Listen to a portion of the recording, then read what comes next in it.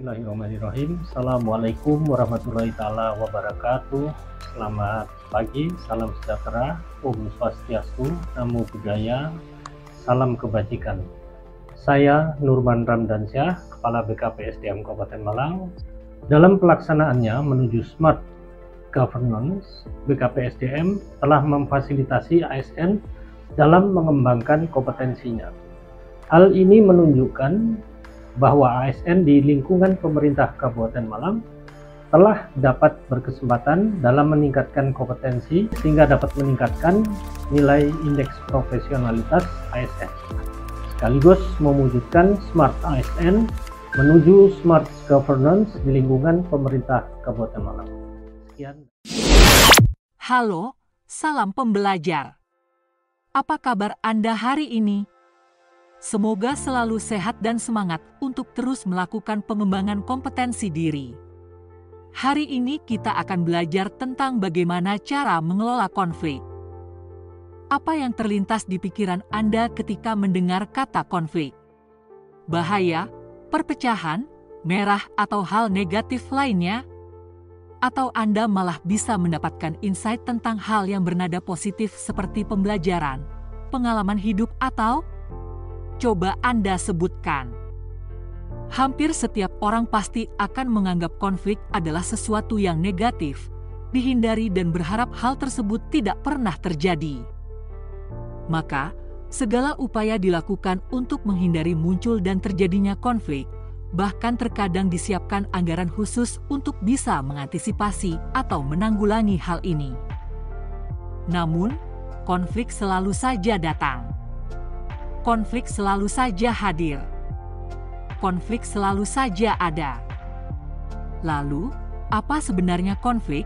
Apa benar selalu negatif? Bagaimana mengelolanya? Dan apakah tidak bisa hilang dari keseharian dan di tempat kerja? Konflik didefinisikan sebagai sebuah situasi di mana dua pihak atau lebih memiliki perbedaan pendapat, kepentingan, atau tujuan yang bertentangan yang dapat menghasilkan ketegangan, pertentangan, atau ketidaksepakatan antara mereka. Konflik dapat muncul dalam berbagai situasi kehidupan, baik itu di tempat kerja, dalam keluarga, di masyarakat, atau dalam interaksi sosial lainnya. Ada beberapa dimensi yang ada di dalam konflik, yaitu 1. Dimensi emosional, 2. Dimensi subjektif, 3. Dimensi perilaku, 4. Dimensi struktural, 5. Dimensi kultural, 6. Dimensi tujuan. 1. Dimensi emosional. Konflik seringkali disertai oleh perasaan yang kuat, seperti marah, frustasi, kecewa, atau ketakutan. Emosi-emosi ini dapat meningkatkan intensitas konflik dan mempengaruhi cara individu dalam menanggapinya. Ada beberapa hal yang tercakup dalam dimensi ini, antara lain kemarahan, ketakutan, kesedihan, kebingungan, dan ketidakpuasan. Kita mulai dari dimensi emosional, kemarahan dan frustrasi. Salah satu contoh emosi dalam konflik adalah kemarahan atau frustrasi yang muncul ketika seseorang merasa tidak puas dengan situasi atau perilaku pihak lain yang dianggap menyinggung atau tidak adil. Selanjutnya adalah ketakutan atau kecemasan.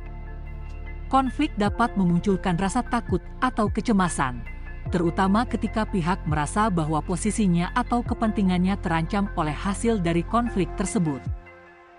Kemudian adalah kekecewaan dan kesedihan.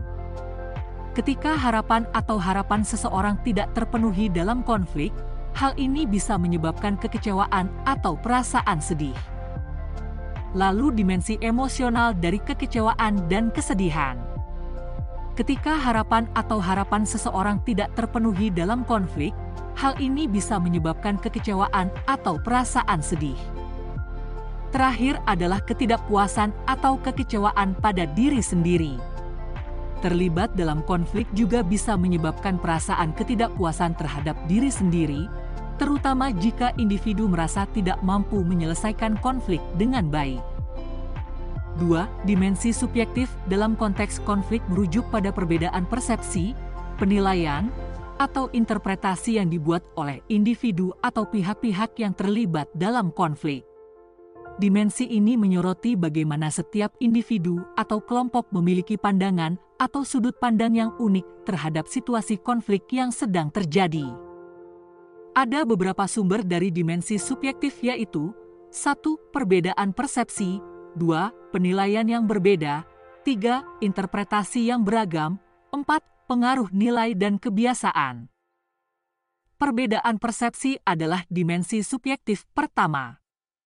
Setiap individu memiliki cara pandang yang unik terhadap suatu situasi konflik. Pandangan ini dipengaruhi oleh pengalaman, nilai-nilai, keyakinan, dan latar belakang individu.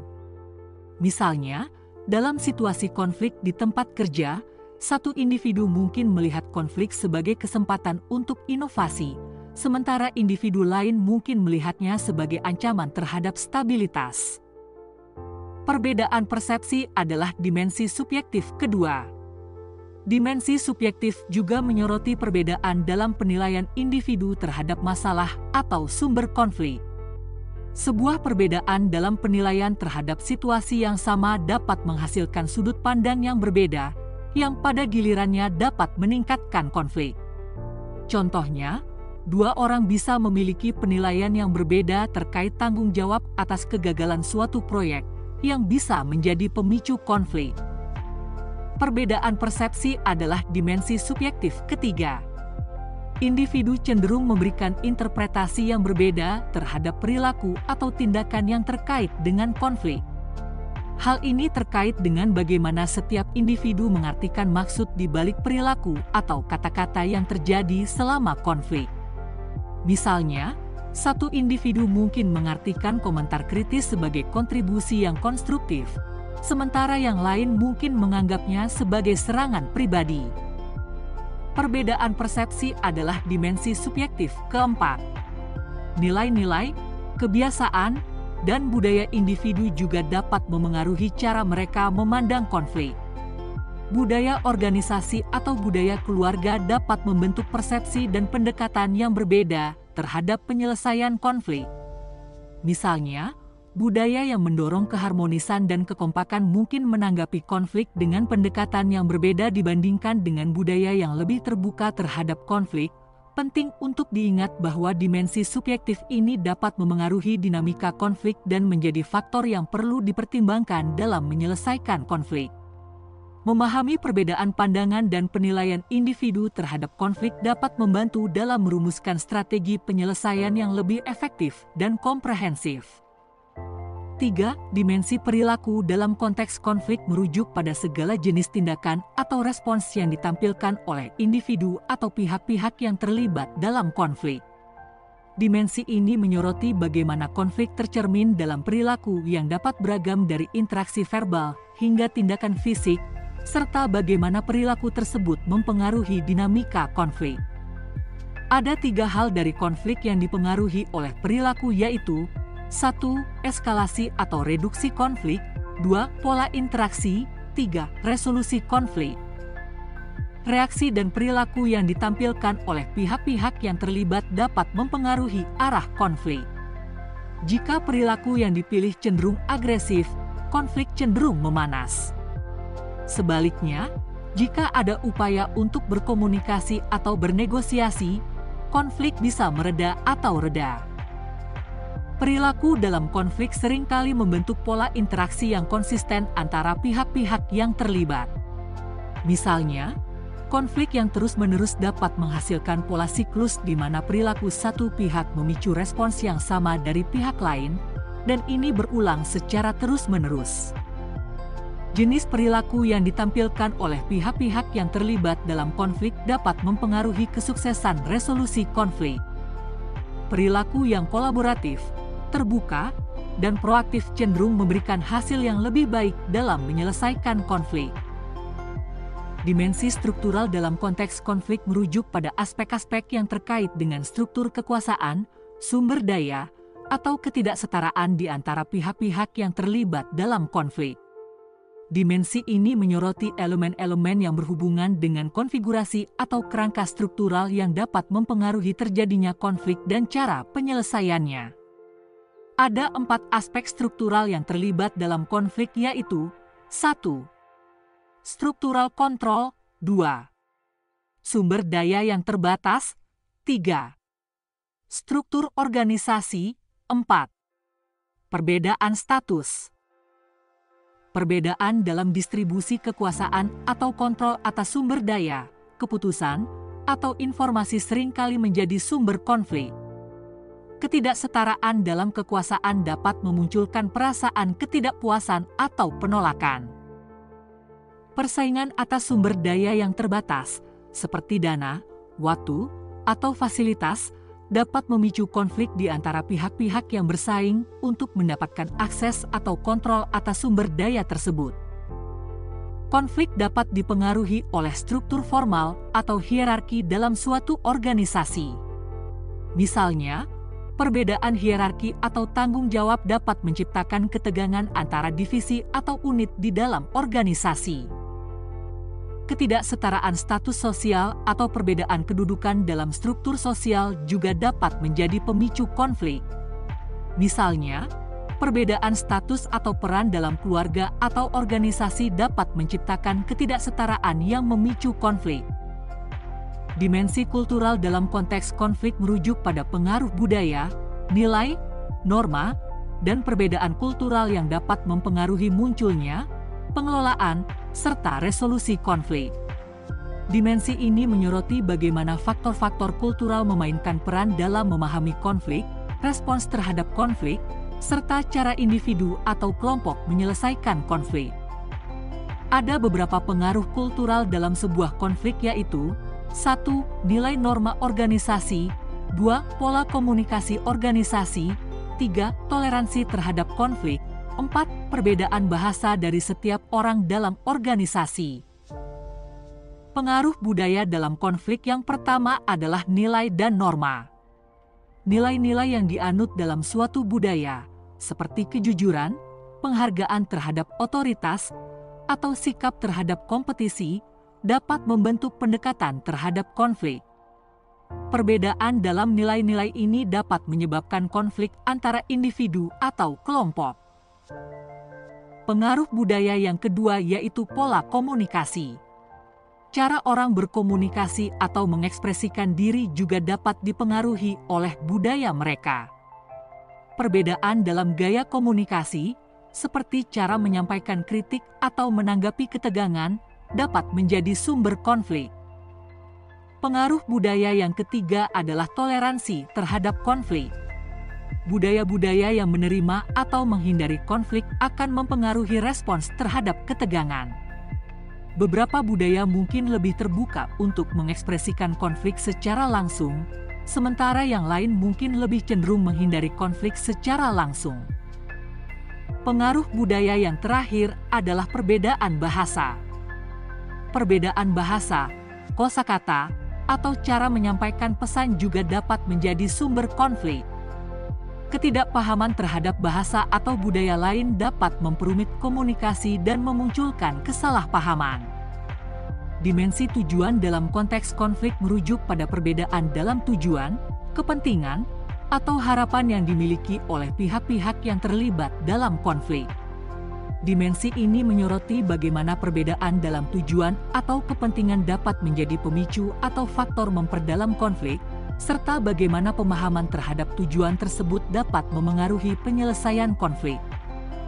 Ada 3 hal peran dimensi tujuan dalam sebuah konflik, yaitu 1.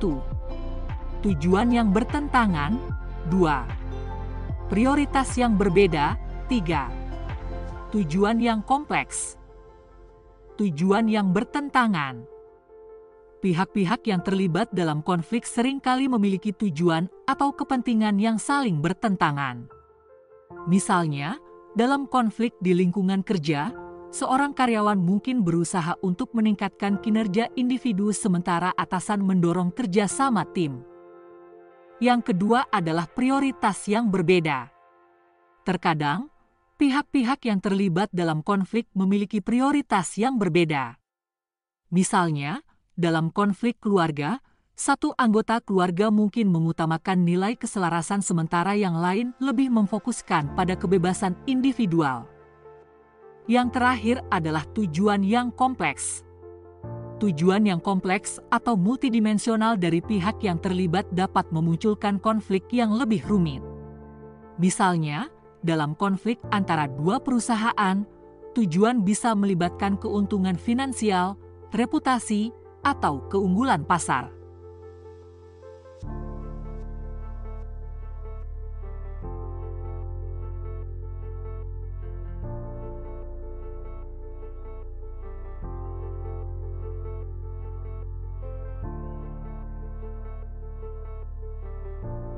Konflik merupakan proses yang melibatkan serangkaian tahapan atau fase yang dapat berbeda-beda tergantung pada situasi, intensitas, dan kompleksitas konflik tersebut. Dengan mengenali setiap tahapan ini, maka kita bisa tahu ada di tahap mana konflik sedang terjadi dan dapat mencegah semakin besar dampak yang diakibatkan. Fase atau tahapan yang kedua adalah persepsi konflik. Pada tahap ini, pihak-pihak yang terlibat menyadari adanya konflik atau pertentangan antara mereka. Persepsi ini bisa berasal dari ketegangan yang dirasakan atau dipahami bahwa kepentingan atau tujuan saling bertentangan. Tahapan berikutnya adalah konfrontasi atau eskalasi. Tahap ini terjadi ketika konflik mulai meningkat dalam intensitasnya.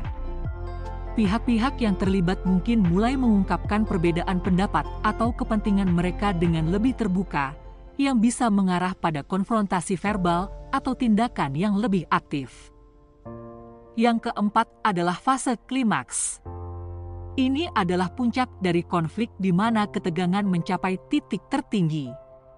Saat ini, konflik bisa sangat intens dan menyebabkan perasaan emosi yang kuat di antara pihak-pihak yang terlibat. Fase kelima adalah fase penurunan intensitas. Setelah mencapai klimaks, intensitas konflik bisa mulai menurun. Pihak-pihak yang terlibat mungkin mencari cara untuk menurunkan ketegangan atau mencari solusi untuk menyelesaikan konflik. Fase terakhir adalah fase resolusi. Tahap terakhir ini adalah di mana konflik dapat diatasi atau diselesaikan. Pihak-pihak yang terlibat bisa mencapai kesepakatan, menemukan solusi bersama, atau menemukan cara untuk mengelola perbedaan mereka dengan cara yang lebih baik.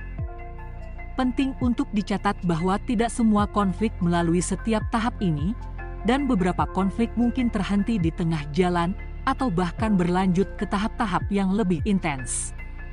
Namun, pemahaman mengenai tahapan konflik ini dapat membantu individu atau kelompok untuk mengidentifikasi di mana mereka berada dalam dinamika konflik dan bagaimana mereka dapat mengelolanya atau menyelesaikannya. Manajemen konflik merupakan proses untuk mengelola, mengurangi, atau menyelesaikan konflik secara efektif dan konstruktif. Pendekatan manajemen konflik melibatkan strategi, teknik, dan metode yang digunakan untuk menangani konflik sehingga dapat mencapai hasil yang memuaskan bagi semua pihak yang terlibat. Beberapa pendekatan yang sering digunakan dalam manajemen konflik yaitu 1. Kolaboratif, 2. Kompetitif, 3. Akomodatif, 4. Menghindar, 5. Mendominasi. Pendekatan kolaboratif. Pendekatan ini bertujuan untuk mencari solusi yang memuaskan semua pihak dengan berfokus pada kerjasama, dialog terbuka, dan pencarian solusi yang memperhitungkan kepentingan semua pihak. Teknik seperti negosiasi, mediasi, atau pemecahan masalah bersama sering digunakan dalam pendekatan ini. Terdapat berbagai contoh penerapan pendekatan kolaboratif yang terjadi di tempat kerja yang bisa digunakan antara lain, 1. Tim proyek, 2. Brainstorming, 3. Keputusan kolektif, 4. Tim inovasi riset. Tim proyek. Di tempat kerja, tim proyek yang terdiri dari berbagai departemen atau fungsi berbeda sering menggunakan pendekatan kolaboratif. Mereka bekerja bersama untuk menyelesaikan proyek dengan berbagi ide, pengetahuan, dan sumber daya dari masing-masing tim. Dalam proses ini, mereka menggunakan diskusi terbuka, pertemuan reguler, dan strategi kolaboratif lainnya untuk menghadapi tantangan dan menemukan solusi bersama. Brainstorming. Pendekatan kolaboratif juga sering terjadi dalam pertemuan strategis atau sesi brainstorming. Ketika perusahaan ingin mengatasi masalah atau merencanakan inovasi, mereka bisa mengadakan pertemuan di mana karyawan dari berbagai departemen atau level jabatan dapat berpartisipasi. Di sini, ide-ide beragam diungkapkan, dianalisis, dan diintegrasikan untuk menciptakan solusi yang komprehensif. Keputusan kolektif. Pengambilan keputusan kolektif adalah contoh penting dari pendekatan kolaboratif. Perusahaan yang menerapkan gaya manajemen demokratis memberikan kesempatan kepada karyawan untuk terlibat dalam pengambilan keputusan. Misalnya, pengambilan keputusan mengenai perubahan kebijakan, rencana strategis, atau perubahan proses kerja yang melibatkan kolaborasi dan konsensus dari banyak pihak. Riset inovasi. Perusahaan yang menekankan inovasi mengadopsi pendekatan kolaboratif dalam proyek riset atau pengembangan produk baru. Tim dari berbagai departemen atau divisi bekerja bersama untuk meneliti, menguji, dan mengembangkan solusi baru dengan menggunakan pengetahuan dan keahlian dari berbagai sumber. Penerapan pendekatan kolaboratif di tempat kerja memberikan ruang untuk memfasilitasi kolaborasi, keterlibatan, dan partisipasi yang lebih besar dari seluruh anggota tim atau organisasi, mengarah pada keputusan yang lebih baik, solusi yang lebih inovatif, dan pengelolaan konflik yang lebih efektif. Pendekatan kompetitif. Pendekatan ini lebih menekankan pada kepentingan pribadi atau kelompok yang terlibat dalam konflik. Fokusnya adalah pada mencari solusi yang menguntungkan satu pihak tanpa mempertimbangkan kepentingan pihak lain. Contohnya adalah pendekatan penyelesaian masalah dengan mempertimbangkan kekuasaan atau kekuatan relatif di antara pihak-pihak yang terlibat. Penyelesaian konflik di tempat kerja dengan pendekatan kompetitif dapat terjadi dalam berbagai situasi. Salah satu contoh penyelesaian konflik yang menggunakan pendekatan kompetitif adalah melalui proses negosiasi gaji atau penempatan posisi jabatan yang lebih tinggi. Dalam konteks ini, dua atau lebih karyawan bersaing secara langsung untuk mendapatkan kenaikan gaji atau promosi ke posisi yang lebih tinggi. Contoh proses penyelesaian konflik dengan pendekatan kompetitif di tempat kerja. 1. Promosi atau kenaikan jabatan. Dalam situasi ini, beberapa karyawan mungkin memiliki minat untuk memperoleh promosi atau kenaikan jabatan yang sama. Mereka bersaing untuk mendapatkan perhatian atasan atau manajemen, mungkin dengan menunjukkan kinerja atau pencapaian individu yang lebih unggul daripada rekan-rekan mereka. Penentuan bonus atau insentif. Pada akhir tahun atau periode tertentu, organisasi biasanya memberikan bonus atau insentif berdasarkan kinerja individu. Karyawan akan bersaing untuk mendapatkan bonus yang lebih besar atau pengakuan atas kinerja mereka yang lebih baik. Pendekatan kompetitif juga dapat terlihat dalam konteks penghargaan atau pengakuan atas pencapaian tertentu. Karyawan mungkin bersaing untuk mendapatkan pengakuan atau penghargaan yang diberikan oleh perusahaan atas kinerja terbaik, inovasi, atau kontribusi luar biasa. Dalam pendekatan kompetitif, penyelesaian konflik seringkali terjadi melalui seleksi atau penilaian kinerja yang mempertimbangkan persaingan di antara karyawan. Pendekatan ini dapat memotivasi karyawan untuk berprestasi lebih tinggi, tetapi juga dapat menimbulkan ketegangan antar karyawan dan mempengaruhi dinamika kerja tim. Oleh karena itu, penting untuk menilai dampak serta memastikan adanya keseimbangan antara pendekatan kompetitif dan kolaboratif dalam lingkungan kerja. Pendekatan akomodatif. Pendekatan ini melibatkan pihak yang menerima keputusan atau solusi dari pihak lain tanpa mengungkapkan kepentingan atau tujuan mereka sendiri. Pendekatan ini dapat digunakan ketika memelihara hubungan atau menghindari konflik lebih penting daripada mencapai tujuan pribadi. Berikut adalah beberapa contoh penyelesaian konflik di tempat kerja dengan pendekatan akomodatif. Misalnya, dalam sebuah tim proyek, jika seorang anggota tim memiliki kebutuhan mendesak di luar pekerjaan yang mengharuskannya untuk pergi lebih awal atau masuk lebih lambat, Anggota tim lain mungkin bersedia untuk menyesuaikan jadwal atau mengambil tanggung jawab tambahan untuk membantu menyelesaikan tugas tersebut. Pendekatan akomodatif juga terlihat dalam hal memberikan karyawan kesempatan untuk menyesuaikan lingkungan kerja atau beban kerja mereka sesuai dengan kebutuhan pribadi. Contohnya adalah memberikan waktu tambahan untuk karyawan yang sedang mengalami kesulitan pribadi atau memberikan akses pada fasilitas khusus bagi karyawan dengan kebutuhan khusus. Pendekatan akomodatif dalam penyelesaian konflik di tempat kerja mengutamakan hubungan yang baik antar kolega, menjaga harmoni, serta mencari solusi yang dapat memenuhi kebutuhan dan kepentingan pihak-pihak yang terlibat. Meskipun bisa efektif untuk mengurangi ketegangan dan memperbaiki hubungan, terkadang pendekatan ini juga dapat menimbulkan risiko ketidakseimbangan atau kesan bahwa kebutuhan individu tidak diakomodasi dengan baik. Oleh karena itu, sebaiknya penerapan pendekatan akomodatif dilakukan dengan pertimbangan yang cermat terhadap situasi spesifik dan kepentingan semua pihak yang terlibat. Pendekatan menghindar atau mengabaikan. Pendekatan ini melibatkan penghindaran konflik, di mana pihak-pihak yang terlibat memilih untuk mengabaikan atau menghindari konfrontasi dengan tujuan menghindari konflik yang lebih besar atau mempertahankan harmoni. Dalam situasi di mana ada perbedaan pendapat atau ketegangan antar tim, beberapa individu atau manajer mungkin memilih untuk menunda diskusi atau pertemuan yang menghadirkan potensi konflik. Mereka mungkin memilih untuk menghindari membahas masalah tersebut secara langsung untuk sementara waktu. Karyawan atau tim yang terlibat dalam konflik mungkin memilih untuk menerima atau mengikuti kebijakan atau keputusan yang sudah ada, tanpa mengungkapkan ketidaksetujuan atau perbedaan pendapat yang mendasar.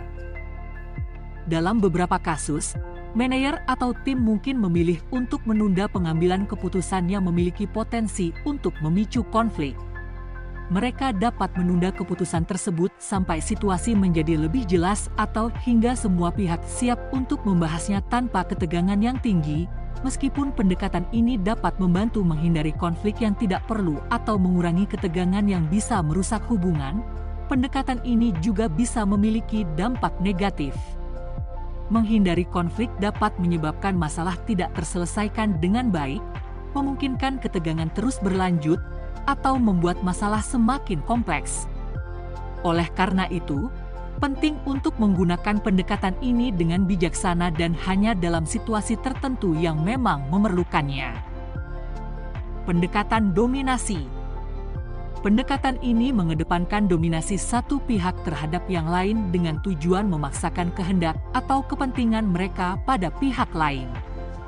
Hal ini seringkali menghasilkan konflik yang lebih dalam dan bisa memiliki dampak negatif pada hubungan di masa depan.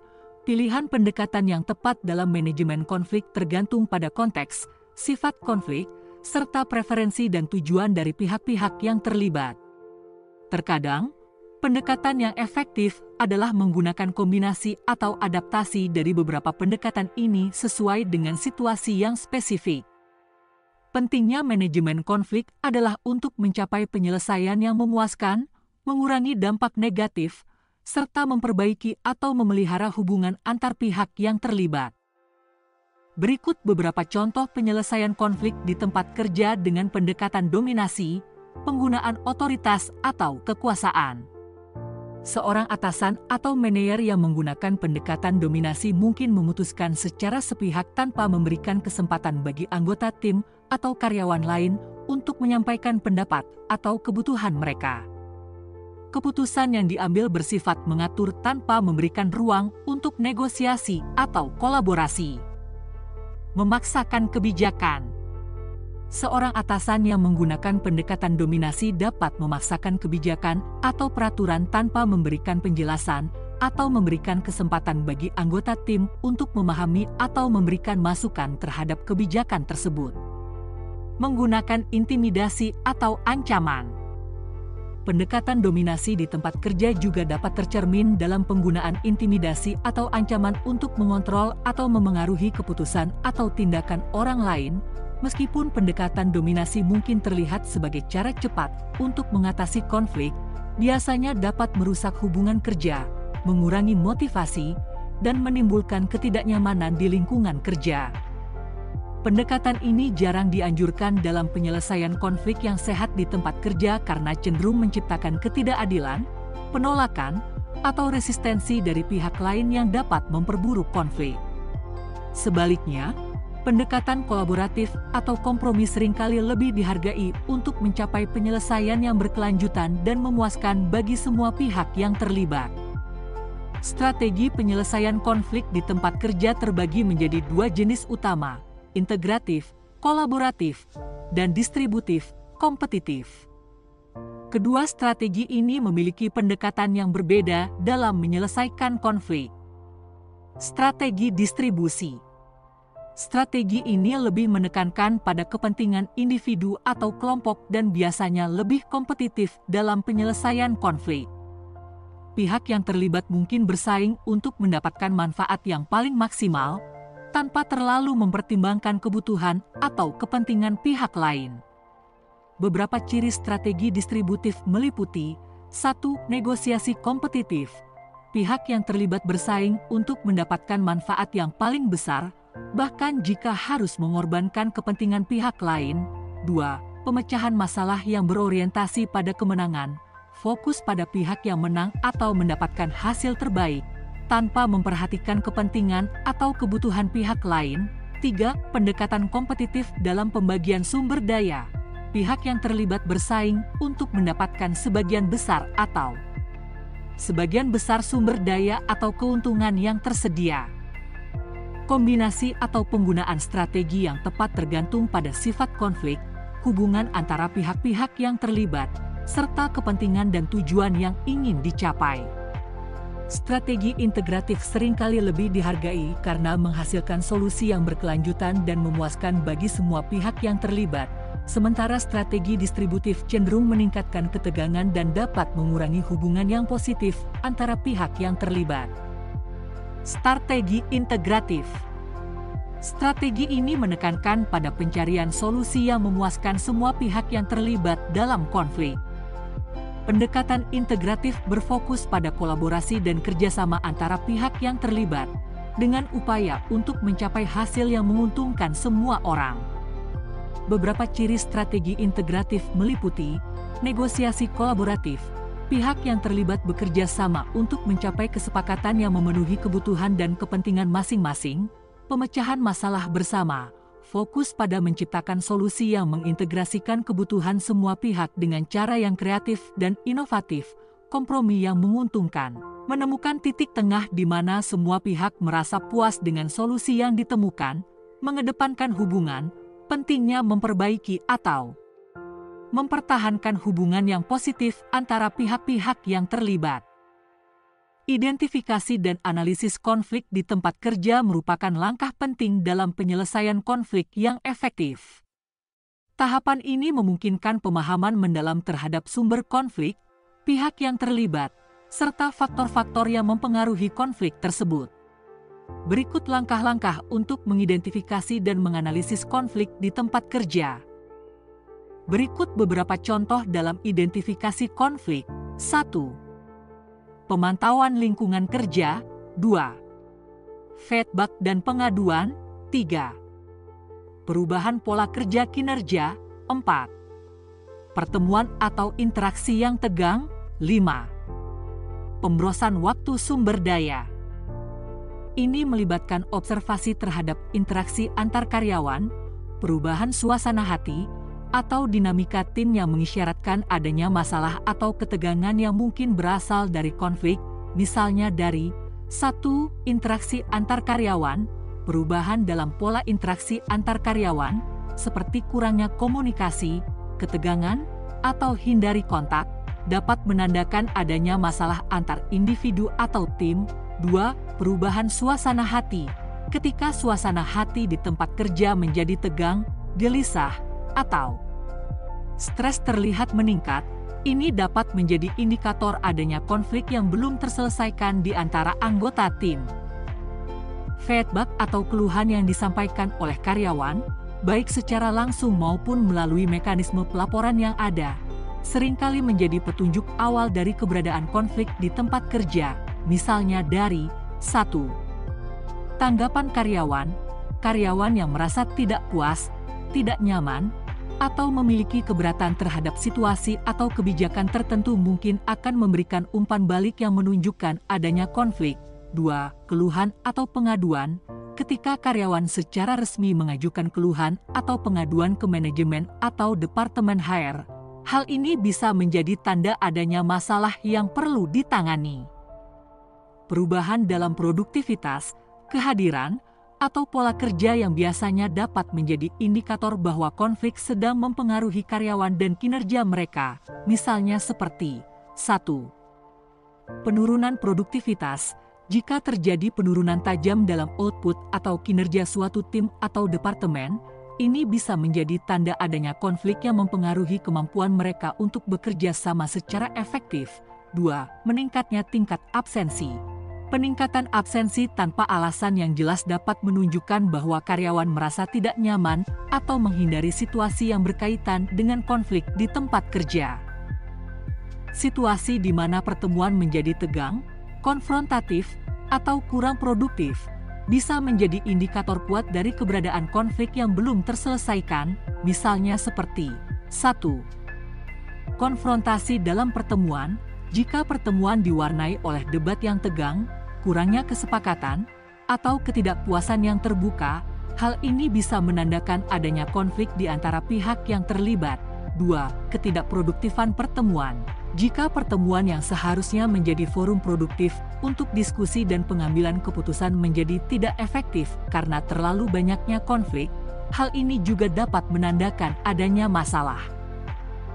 Ketika konflik mengarah pada pemborosan waktu, energi, dan sumber daya organisasi yang berharga tanpa memberikan hasil yang produktif, ini bisa menjadi indikator kuat bahwa ada konflik yang perlu ditangani, misalnya seperti 1. Fokus pada konflik. Saat upaya lebih banyak dialokasikan untuk menangani atau terlibat dalam konflik, sumber daya yang seharusnya digunakan untuk tujuan produktif dapat terbuang percuma. 2. Gangguan terhadap produktivitas. Konflik yang mengganggu kegiatan sehari-hari dan menghambat kemajuan proyek atau tugas dapat menyebabkan pemborosan waktu dan sumber daya organisasi. Memahami dan mengidentifikasi tanda-tanda ini dapat membantu manajemen dalam menangani konflik sejak awal dan mencegah konflik tersebut berdampak lebih jauh terhadap produktivitas dan atmosfer di tempat kerja. 1. Identifikasi pihak yang terlibat. Langkah pertama adalah mengidentifikasi siapa yang secara langsung terlibat dalam konflik dan juga siapa yang terpengaruh olehnya secara tidak langsung. Hal ini membantu dalam memahami dinamika konflik dan dampaknya pada individu atau kelompok tertentu. 2. Analisis sumber konflik. Proses ini melibatkan identifikasi penyebab utama dari konflik yang terjadi. Ini bisa berasal dari berbagai faktor seperti perbedaan pendapat, persaingan, kebutuhan yang tidak terpenuhi, misinterpretasi, atau ketidakjelasan dalam komunikasi. Memahami akar permasalahan sangat penting untuk menemukan solusi yang efektif. 2. Analisis sumber konflik. Proses ini melibatkan identifikasi penyebab utama dari konflik yang terjadi. Ini bisa berasal dari berbagai faktor seperti perbedaan pendapat, persaingan, kebutuhan yang tidak terpenuhi, misinterpretasi, atau ketidakjelasan dalam komunikasi. Memahami akar permasalahan sangat penting untuk menemukan solusi yang efektif. 4. Evaluasi dampak. Analisis mengenai bagaimana konflik mempengaruhi karyawan, tim, dan produktivitas perusahaan secara keseluruhan. Ini melibatkan evaluasi terhadap perubahan perilaku, tingkat stres, penurunan produktivitas, dan hubungan antar individu atau kelompok yang terlibat dalam konflik. 5. Identifikasi solusi yang mungkin. Langkah terakhir adalah mencari dan mengidentifikasi alternatif solusi atau cara untuk menyelesaikan konflik. Ini dapat mencakup pendekatan kolaboratif, mediasi, negosiasi, atau perubahan dalam kebijakan atau proses organisasi. Tujuan dari tahap ini adalah untuk menemukan solusi yang paling memadai dan dapat diterima oleh semua pihak yang terlibat dalam konflik. Dalam menilai kekuatan dan intensitas konflik di tempat kerja, terdapat beberapa alat atau metode penilaian yang dapat digunakan. Berikut adalah beberapa alat penilaian konflik yang umum digunakan. 1. Kuesioner atau survei, Thomas Kilmann Conflict Model Instrument. TKI alat ini mengukur preferensi individu dalam menangani konflik dengan mengidentifikasi gaya penyelesaian konflik yang paling sering digunakan, seperti kompetitif, kolaboratif, menghindari, mengakomodasi, dan kompromi. Conflict Management Questionnaire (CMQ) berfokus pada penilaian gaya manajemen konflik individu dan bagaimana gaya tersebut dapat mempengaruhi hubungan antar individu dalam sebuah tim atau organisasi. 2. Wawancara. Wawancara terstruktur, proses interaktif di mana seorang fasilitator atau manajer berbicara langsung dengan individu atau kelompok yang terlibat dalam konflik untuk mendapatkan pemahaman lebih dalam tentang sumber konflik dan dampaknya. 3. Observasi. Observasi langsung, mengamati langsung interaksi antar individu atau kelompok yang terlibat dalam konflik untuk memahami dinamika, gaya komunikasi, dan tingkat ketegangan yang muncul. 4. Analisis kinerja dan produktivitas. Evaluasi kinerja dan produktivitas, mengukur perubahan dalam produktivitas, tingkat absensi, tingkat retensi karyawan, dan dampak konflik pada kinerja organisasi secara keseluruhan. 5. Penggunaan metrik atau indikator kualitatif, skala subjektif. Menggunakan skala atau metrik subjektif untuk menilai intensitas konflik, seperti skala 1-5 atau Januari 10 yang digunakan oleh individu atau tim untuk menilai seberapa besar konflik yang mereka rasakan. 6. Tinjauan dokumen dan catatan. Analisis dokumen melibatkan tinjauan catatan, laporan, atau dokumen terkait untuk melihat pola konflik yang mungkin terjadi dan dampaknya terhadap lingkungan kerja. Setiap alat penilaian memiliki kelebihan dan kelemahan tertentu. Penting untuk memilih atau mengkombinasikan alat-alat yang sesuai dengan situasi dan kebutuhan organisasi atau tim. Dengan menggunakan alat penilaian ini, manajemen atau tim HR dapat memahami dengan lebih baik sumber, intensitas, dan dampak dari konflik yang terjadi di lingkungan kerja dan merencanakan strategi penyelesaian yang tepat. Identifikasi akar permasalahan dalam konflik di tempat kerja penting untuk menemukan sumber utama atau masalah inti yang memicu atau mempertahankan konflik. Tahapan ini memungkinkan pemahaman yang lebih mendalam tentang sumber konflik sehingga langkah-langkah penyelesaian yang tepat dapat diambil. Berikut adalah langkah-langkah untuk mengidentifikasi akar permasalahan. 1. Pengumpulan informasi. Mulailah dengan pengumpulan informasi terkait dengan konflik yang sedang terjadi. Melibatkan pihak yang terlibat dalam konflik dan mendengarkan pandangan mereka tentang masalah yang terjadi dapat memberikan wawasan yang berharga. 2. Analisis masalah terkait. Lakukan analisis terhadap informasi yang diperoleh untuk mengidentifikasi berbagai aspek konflik yang ada. Fokus pada hal-hal seperti perbedaan pendapat, ketidaksepakatan terhadap tujuan, perbedaan nilai, kebutuhan yang tidak terpenuhi, atau masalah komunikasi. 3. Penyebab fundamental konflik. Identifikasi penyebab utama atau akar permasalahan yang mendasari konflik tersebut. Ini bisa jadi perbedaan dalam pandangan atau tujuan, kurangnya komunikasi yang efektif, ketidakjelasan dalam peran, atau persaingan yang terjadi. 4. Pertimbangan perspektif yang berbeda. Pahami perspektif dari semua pihak yang terlibat dalam konflik. Evaluasi setiap perspektif dan lihat bagaimana perspektif tersebut berkontribusi terhadap permasalahan yang terjadi. 5. Mencari pola atau temuan umum.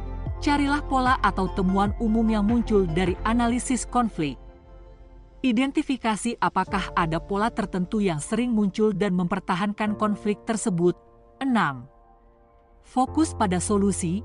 Setelah akar permasalahan teridentifikasi, fokuslah pada menemukan solusi yang tepat.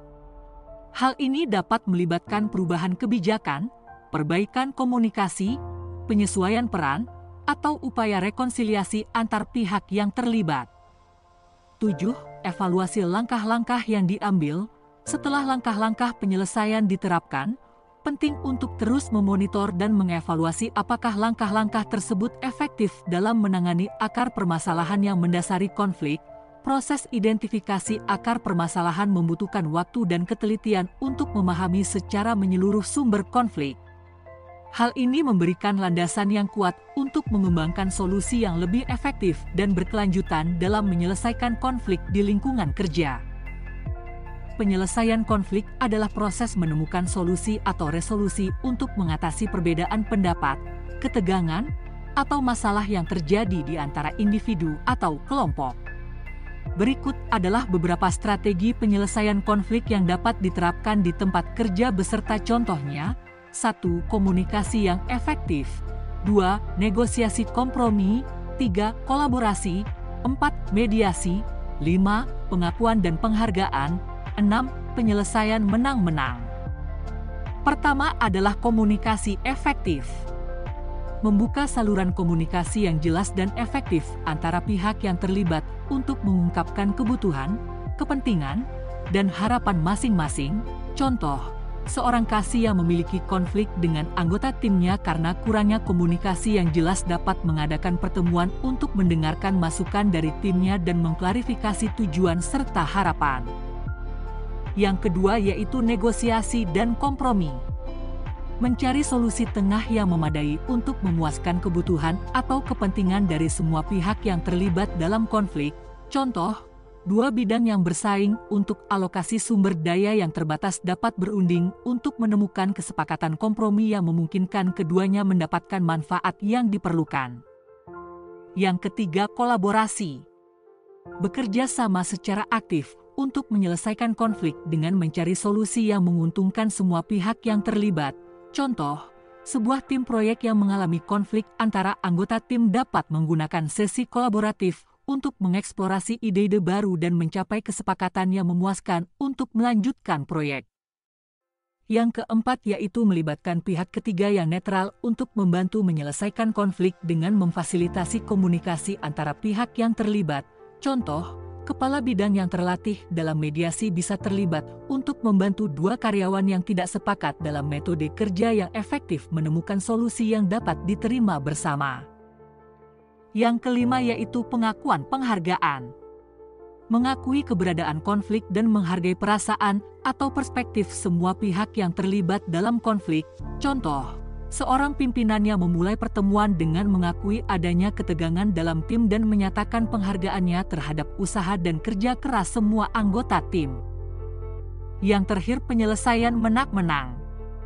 Mencari solusi yang memberikan keuntungan bagi semua pihak yang terlibat dalam konflik, sehingga tidak ada pihak yang merasa dirugikan. Contoh, menemukan cara di mana kedua pihak dalam konflik terkait perubahan kebijakan perusahaan bisa mendapatkan manfaat yang diperlukan tanpa merugikan satu sama lain. Setiap situasi konflik mungkin memerlukan pendekatan yang berbeda, tergantung pada sifat dan intensitas konflik itu sendiri. Menggunakan pendekatan yang tepat dapat membantu memperbaiki hubungan, meningkatkan produktivitas, dan menciptakan lingkungan kerja yang lebih harmonis. Ada beberapa konflik yang juga bisa terjadi dan harus segera diselesaikan khususnya di sebuah daerah karena dampaknya akan cukup besar jika tidak segera ditindaklanjuti. Ketidaktepatan pengelolaan konflik ini juga bisa membangun citra buruk sebuah daerah. Konflik ini adalah konflik sosial atau konflik budaya. Konflik sosial dan budaya adalah bentuk konflik yang muncul akibat perbedaan dalam nilai-nilai, keyakinan, norma, atau praktek antara individu atau kelompok yang berasal dari latar belakang sosial atau budaya yang berbeda. Konflik sosial dan konflik budaya rentang dengan perpecahan, maka perlu segera untuk ditindaklanjuti. Konflik sosial berkaitan dengan perbedaan dalam struktur sosial, kepentingan, atau distribusi sumber daya di masyarakat yang dapat menimbulkan konflik antar individu atau kelompok.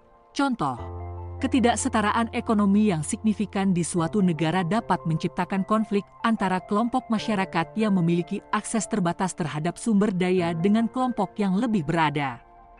Penanganan, peningkatan kesadaran, mengedukasi masyarakat tentang isu-isu yang menjadi sumber konflik serta mengajak mereka untuk memahami dan menghormati keberagaman, pola komunikasi yang terbuka, mendorong dialog terbuka antara kelompok-kelompok yang berkonflik untuk mencapai kesepakatan atau solusi yang adil, pembangunan sosial, memperkuat lembaga sosial dan kebijakan yang mendukung kesetaraan dan keadilan bagi seluruh anggota masyarakat. Konflik budaya muncul dari perbedaan dalam nilai-nilai, norma, atau kebiasaan yang berbeda antar kelompok atau individu dari latar belakang budaya yang berbeda. Contoh, konflik budaya dapat terjadi ketika nilai-nilai tradisional suatu kelompok bertentangan dengan nilai-nilai yang dianut oleh kelompok lain.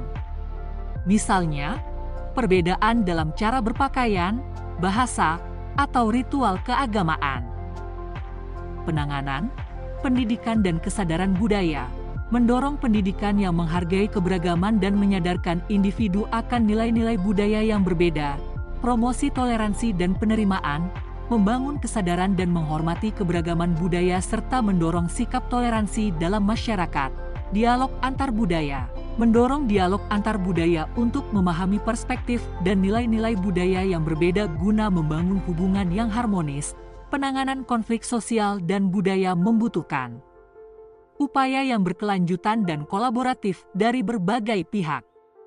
Mendorong dialog terbuka, meningkatkan kesadaran, dan membangun kesepahaman adalah kunci dalam menangani konflik semacam ini. Konflik dan situasi krisis merupakan dua hal yang berbeda, tetapi keduanya dapat mempengaruhi organisasi dengan cara yang serupa dalam hal mengganggu stabilitas dan kesejahteraan. Konflik biasanya berkaitan dengan perbedaan pendapat, kepentingan, atau kebutuhan yang berdampak pada ketegangan antar individu atau kelompok di dalam organisasi. Sementara itu, situasi krisis bisa berupa kejadian mendadak atau kejadian darurat yang membahayakan organisasi secara keseluruhan. Strategi darurat untuk situasi kritis: 1. Pengidentifikasian dan pemantauan awal. Identifikasi dan perhatikan tanda-tanda atau situasi yang dapat berkembang menjadi krisis. Misalnya, pengawasan terhadap kondisi operasional, keamanan, atau lingkungan kerja. 2. Pengembangan rencana tanggap darurat. Buat rencana tanggap darurat yang terperinci dan komprehensif untuk menangani berbagai jenis krisis yang mungkin terjadi. Rencana ini harus mencakup langkah-langkah konkret dan siapa yang bertanggung jawab atas setiap tugas. 3. Pelatihan dan simulasi. Latih tim atau personel terkait dalam situasi simulasi untuk menghadapi krisis. Pelatihan ini membantu memastikan bahwa semua orang memahami peran dan tugas mereka saat terjadi krisis. 4. Komunikasi yang efektif. Pertahankan saluran komunikasi yang terbuka dan jelas. Pastikan informasi diperbarui secara teratur sehingga semua orang terinformasi dan mengerti situasi saat krisis terjadi. 5. Koordinasi tim. Koordinasikan tindakan antar tim atau departemen yang terlibat dalam menangani krisis. Jalin kerjasama yang solid untuk menanggapi situasi darurat dengan cepat dan efektif. 6. Evaluasi dan pembelajaran. Setelah situasi krisis mereda, lakukan evaluasi menyeluruh terhadap tanggapan darurat. Tinjau keberhasilan langkah-langkah yang diambil dan pelajari pelajaran untuk meningkatkan rencana tanggap darurat di masa mendatang. Budaya organisasi memiliki peran besar dalam mengelola konflik. Budaya yang tepat dapat mendorong resolusi konflik yang sehat, sementara budaya yang tidak tepat bisa menjadi pemicu konflik. Berikut adalah cara bagaimana budaya organisasi dapat mendorong atau mencegah konflik. Budaya yang mendorong konflik yang sehat. Pertama, penghargaan terhadap diversitas dan perspektif beragam. Budaya yang menghargai perbedaan pendapat dan perspektif akan mendorong anggota tim untuk lebih terbuka terhadap diskusi dan debat yang konstruktif. Kedua, komunikasi terbuka dan transparansi. Budaya di mana komunikasi terbuka dan transparan dihargai akan membantu mengurangi munculnya konflik karena ketidakjelasan atau ketidakpahaman. Ketiga, kesadaran akan konflik dan resolusi proaktif. Budaya yang menyadari bahwa konflik adalah hal yang normal dan memiliki mekanisme yang kuat untuk menangani konflik secara proaktif akan mengurangi konflik yang tidak perlu atau yang membesar. Keempat, keterbukaan terhadap perubahan dan inovasi. Budaya yang mendorong inovasi dan perubahan akan menghadirkan diskusi dan pertentangan ide-ide baru, yang jika dikelola dengan baik, dapat meningkatkan kreativitas dan solusi. Budaya yang memperburuk konflik. Yang pertama, ketidaksesuaian nilai dan norma organisasi. Jika nilai individu tidak selaras dengan nilai dan norma organisasi, ini bisa menyebabkan konflik dan ketegangan yang berkepanjangan. Yang kedua, ketidakjelasan komunikasi dan ketidakterbukaan. Ketidakjelasan dalam komunikasi atau kurangnya transparansi dapat memicu konflik karena kebingungan atau ketidakpercayaan. Yang ketiga, hierarki yang terlalu tegas dan kurangnya partisipasi. Budaya yang terlalu otoriter atau hierarkis dapat menghambat partisipasi dan menyulitkan resolusi konflik secara terbuka. Yang keempat, persepsi ketidakadilan atau perlakuan tidak setara. Budaya di mana karyawan merasa tidak adil atau tidak diperlakukan secara merata dapat memicu konflik antar individu atau antara bagian organisasi. Yang kelima, tidak adanya keterlibatan atau pelatihan manajemen konflik. Jika organisasi tidak memiliki pendekatan atau pelatihan dalam manajemen konflik, ini bisa menyebabkan konflik menjadi lebih buruk karena kurangnya pemahaman atau keterampilan untuk menanganinya. Budaya organisasi yang mendukung komunikasi terbuka, kerjasama, dan penyelesaian konflik yang sehat mendorong pertumbuhan dan kesehatan organisasi. Sebaliknya, budaya yang menghambat atau memicu konflik dapat merugikan produktivitas dan kesejahteraan organisasi secara keseluruhan. Mendukung kebudayaan organisasi yang menerima dan mengelola konflik merupakan langkah penting untuk menciptakan lingkungan kerja yang sehat dan produktif. Ini melibatkan menciptakan suasana di mana konflik dianggap sebagai hal yang normal dan dapat dikelola secara konstruktif. Berikut beberapa cara mendukung kebudayaan organisasi yang menerima dan mengelola konflik. 1. Mempromosikan keterbukaan, komunikasi terbuka. Mendorong komunikasi yang jujur dan terbuka di antara anggota tim atau departemen, menyambut ide berbeda, memastikan bahwa ide-ide atau pendapat yang berbeda dipersilakan dan dihargai. 2. Memfasilitasi penyelesaian konflik yang sehat. Pelatihan manajemen konflik, menyediakan pelatihan bagi manajer dan karyawan tentang teknik penyelesaian konflik yang efektif. Pendekatan kolaboratif, mendorong penggunaan pendekatan yang kolaboratif dalam menyelesaikan konflik, bukan menghindarinya atau mengesampingkan. 3. Menciptakan lingkungan yang aman, tanpa rasa takut akan retaliasi, memastikan bahwa karyawan merasa aman dalam mengungkapkan kekhawatiran atau konflik tanpa takut akan hukuman atau retaliasi, mendorong dukungan dan kehormatan, membangun budaya saling mendukung dan menghormati dalam menangani konflik. 4. Mendukung keterampilan komunikasi yang baik, pelatihan komunikasi efektif, melatih karyawan dalam keterampilan komunikasi yang efektif untuk mencegah terjadinya misinterpretasi atau kesalahpahaman yang memicu konflik, mendorong mendengarkan aktif, mendorong praktik mendengarkan dengan penuh perhatian untuk memahami sudut pandang orang lain. 5. Membangun kebudayaan pembelajaran, belajar dari konflik, melihat konflik sebagai kesempatan untuk belajar dan meningkatkan proses atau kinerja, evaluasi dan peningkatan, melakukan evaluasi dari setiap konflik yang terjadi untuk menemukan pola-pola dan cara untuk meningkatkan resolusi konflik di masa depan. Contoh penerapan kebudayaan ini adalah ketika sebuah organisasi secara terbuka mengadopsi kebijakan untuk menyediakan waktu atau ruang bagi karyawan untuk mengatasi konflik secara langsung. Mereka menawarkan fasilitasi atau mediasi untuk membantu menyelesaikan konflik secara konstruktif, mengakui bahwa konflik adalah bagian normal dari interaksi manusia dan dapat menjadi peluang untuk pertumbuhan dan perbaikan dalam organisasi. Ada beberapa konflik yang juga bisa terjadi dan harus segera diselesaikan khususnya di sebuah daerah karena dampaknya akan cukup besar jika tidak segera ditindaklanjuti. Ketidaktepatan pengelolaan konflik ini juga bisa membangun citra buruk sebuah daerah. Konflik ini adalah konflik sosial atau konflik budaya.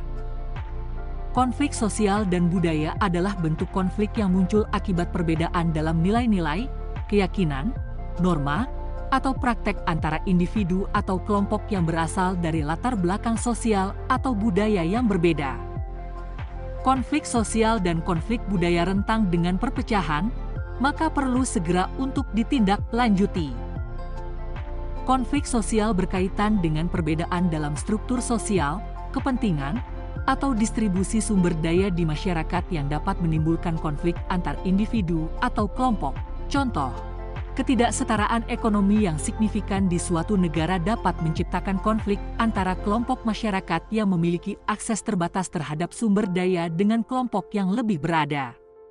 Penanganan, peningkatan kesadaran, mengedukasi masyarakat tentang isu-isu yang menjadi sumber konflik serta mengajak mereka untuk memahami dan menghormati keberagaman, pola komunikasi yang terbuka, mendorong dialog terbuka antara kelompok-kelompok yang berkonflik untuk mencapai kesepakatan atau solusi yang adil, pembangunan sosial, memperkuat lembaga sosial dan kebijakan yang mendukung kesetaraan dan keadilan bagi seluruh anggota masyarakat. Konflik budaya muncul dari perbedaan dalam nilai-nilai, norma, atau kebiasaan yang berbeda antar kelompok atau individu dari latar belakang budaya yang berbeda. Contoh, konflik budaya dapat terjadi ketika nilai-nilai tradisional suatu kelompok bertentangan dengan nilai-nilai yang dianut oleh kelompok lain. Misalnya, perbedaan dalam cara berpakaian, bahasa, atau ritual keagamaan. Penanganan, pendidikan dan kesadaran budaya, mendorong pendidikan yang menghargai keberagaman dan menyadarkan individu akan nilai-nilai budaya yang berbeda, promosi toleransi dan penerimaan, membangun kesadaran dan menghormati keberagaman budaya serta mendorong sikap toleransi dalam masyarakat. Dialog antar budaya, mendorong dialog antar budaya untuk memahami perspektif dan nilai-nilai budaya yang berbeda guna membangun hubungan yang harmonis. Penanganan konflik sosial dan budaya membutuhkan upaya yang berkelanjutan dan kolaboratif dari berbagai pihak. Mendorong dialog terbuka, meningkatkan kesadaran, dan membangun kesepahaman adalah kunci dalam menangani konflik semacam ini. Dalam penanganan konflik, etika berperan penting sebagai panduan bagi individu atau pihak yang terlibat untuk menjalankan proses penyelesaian konflik dengan integritas, keadilan, dan rasa tanggung jawab. Berikut adalah beberapa poin yang menjelaskan etika dalam penanganan konflik. 1. Keadilan dan kesetaraan, perlakuan yang adil. Menangani konflik dengan prinsip kesetaraan dan keadilan bagi semua pihak yang terlibat, tidak diskriminatif, tidak memihak pada pihak tertentu berdasarkan ras, agama, jenis kelamin, orientasi seksual, atau faktor-faktor lain yang bersifat diskriminatif. 2. Transparansi dan keterbukaan, komunikasi terbuka, memberikan informasi secara jujur dan terbuka kepada semua pihak terkait tentang status, proses, dan kemajuan penyelesaian konflik. Transparansi keputusan, menjelaskan alasan di balik keputusan yang diambil untuk menyelesaikan konflik.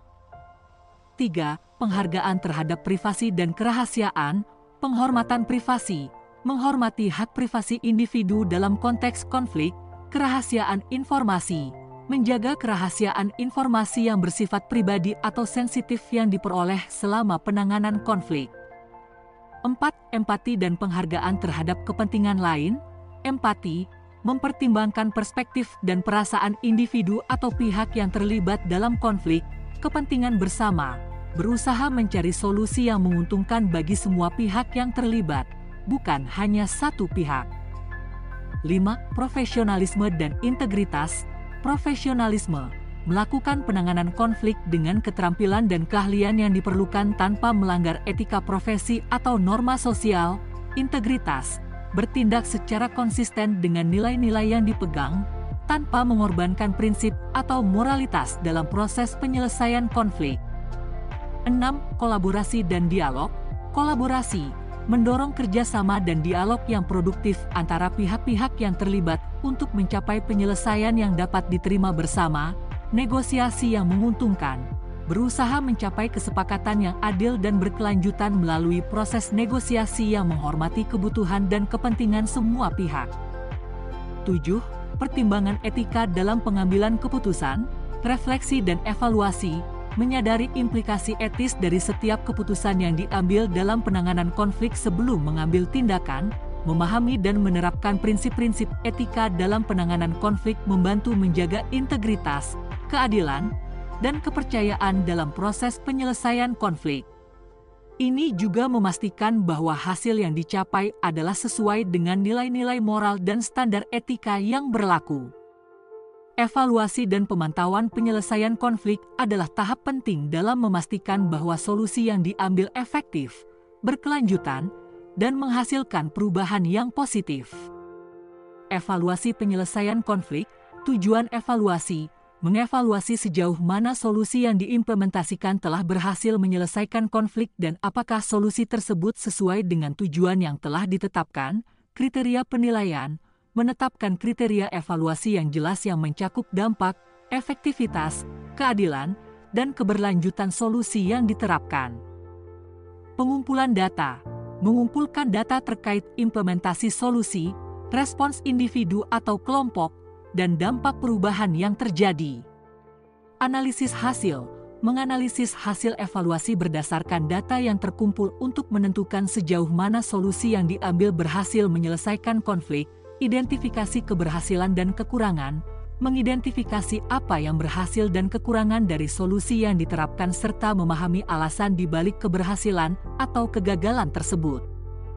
Rekomendasi perbaikan, berdasarkan hasil evaluasi, mengevaluasi ulang solusi yang diambil dan memberikan rekomendasi perbaikan untuk solusi yang lebih baik di masa depan. Pemantauan penyelesaian konflik, proses pemantauan yang berkelanjutan, melakukan pemantauan secara teratur terhadap situasi setelah penyelesaian konflik untuk memastikan keberlanjutan solusi, pemantauan dampak, memantau dampak dari solusi yang diimplementasikan terhadap kesejahteraan individu, hubungan antar individu atau kelompok, dan kinerja organisasi. Identifikasi perubahan dan tanda-tanda baru konflik, memantau tanda-tanda perubahan atau kemungkinan munculnya konflik baru yang dapat mempengaruhi hasil dari solusi yang telah diterapkan, komunikasi terbuka, membuka saluran komunikasi untuk menerima umpan balik dari individu atau kelompok yang terlibat, serta memahami sejauh mana solusi yang diimplementasikan memengaruhi keadaan mereka. Tujuan evaluasi, tujuan adalah menyelesaikan konflik antara dua bidang terkait alokasi sumber daya yang terbatas. Evaluasi adalah mengevaluasi sejauh mana hasil kerjasama baru telah mengurangi ketegangan antara kedua bidang dan apakah telah memperbaiki alokasi sumber daya yang lebih adil. Kriteria penilaian, 1. Dampak adalah pengurangan konflik antara bidang dan peningkatan kerjasama dalam alokasi sumber daya. 2. Efektivitas adalah kemajuan yang terlihat dalam distribusi sumber daya dan kerjasama tim antar bidang.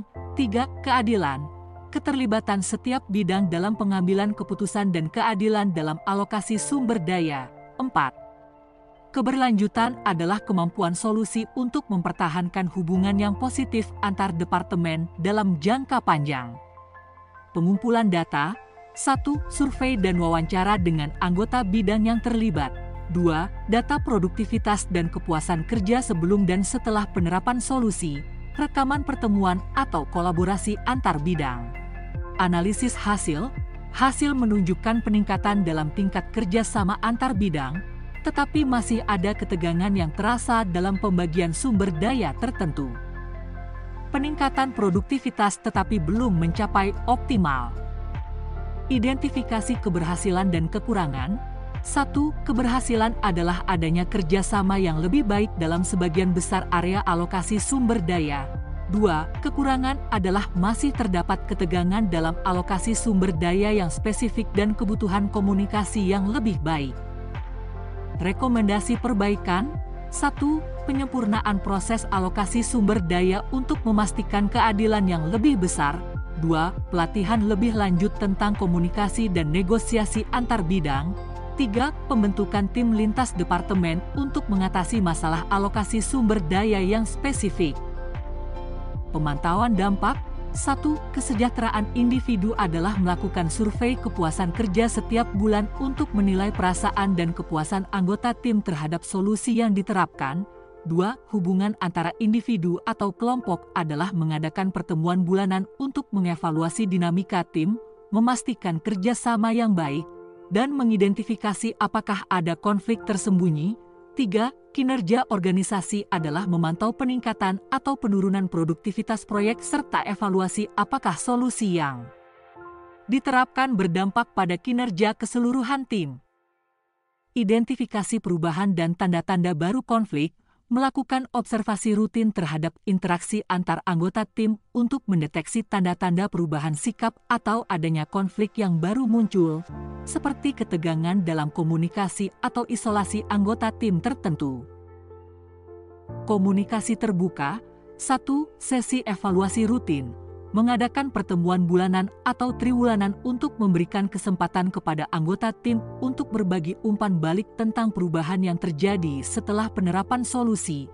2. Formulir umpan balik. Menyediakan formulir umpan balik anonim untuk memungkinkan anggota tim menyampaikan masukan atau kekhawatiran mereka secara tertulis. Dengan melakukan pemantauan yang berkelanjutan, tim manajemen proyek dapat mengidentifikasi perubahan yang terjadi. Setelah penyelesaian konflik, menanggapi tanda-tanda perubahan yang mungkin mempengaruhi hasil solusi, dan memastikan jalannya komunikasi terbuka untuk memahami dampak solusi pada individu atau kelompok yang terlibat. Konflik tak selalu meninggalkan hal negatif. Ada juga nilai pembelajaran yang bisa dipetik. Pembelajaran dari konflik merupakan proses refleksi yang bertujuan untuk mengidentifikasi pelajaran yang dapat diambil dari pengalaman konflik. Dengan memahami pelajaran ini, individu atau kelompok dapat meningkatkan keterampilan dan mengatasi konflik di masa depan. Berikut adalah cara untuk meningkatkan keterampilan di masa depan berdasarkan pembelajaran dari konflik. Pembelajaran pertama adalah refleksi dan evaluasi diri yang terdiri dari menganalisis respon pribadi, yaitu meninjau bagaimana Anda merespons dan mengelola konflik sebelumnya. Apakah reaksi Anda efektif atau memperburuk situasi?